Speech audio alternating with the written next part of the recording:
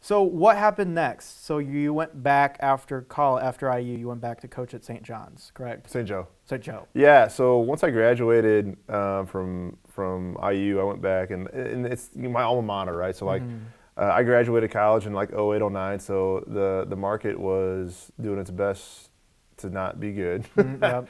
And so couldn't find a job for a while. I ended up working for the University of Notre Dame in their athletic department with their hockey team, which was probably like my favorite job ever. Like learning how to drive a Zamboni. Yeah, that's so like, cool. Like the operational side, not like the athletic side. It was the operational side. Yeah.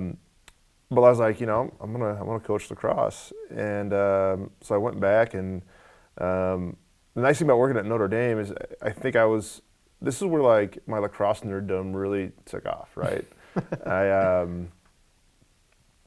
So at St. Joe, the Notre Dame's coaches, their kids played for St. Joe, right? And so they were very open. Hey, come to practice or whatever. And like, part of me was like, yeah, I don't want to get in your way. So I never really did. But then I went to Notre Dame has the coaches clinic they have every January, right? They said it again. I was like, all right, they said it again to a group of 400 people. I'm gonna try this out and let's see what it's like.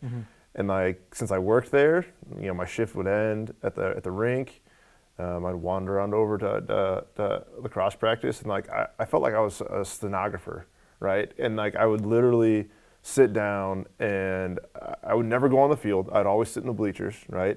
And I'd get as close as I could, and everything that like Coach Byrne or Coach Corrigan would say, I'd just scribble down as much as I could, right? As often as I could be there. And then on my way to St. Joe practice, right, I'm trying to like decipher, right? This is high-end, East Coast, very talented players, and then now I've got to break this down. What's the fundamental element that they were trying to teach right there, and then try to apply that to high school kids. And then Notre Dame has their channel, right? So like practice is over, I go home and I get on that channel, or I get on YouTube. YouTube's like it can be the greatest tool for you, because like, I know you got a channel, but like you can literally like, you want to know how to do a 10-man ride? YouTube. You want to know how to run a certain drill on stick work?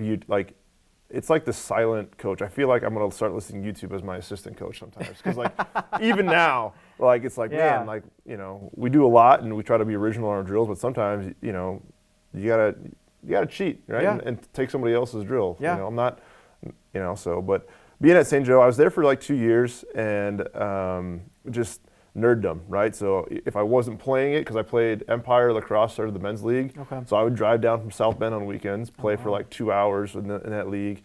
I'd probably come down on a Saturday night, hang out with some friends, and then try and play the next day. Or if St. Joe had a game, I'd try to stay down.